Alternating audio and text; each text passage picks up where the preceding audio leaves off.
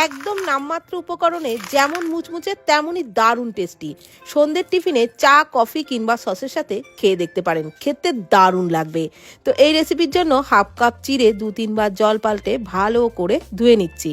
তারপর ওই চিড়ের মধ্যে অল্প পরিমাণে একটু জল দিয়ে ভিজিয়ে 10 মিনিট রেখে দেবো।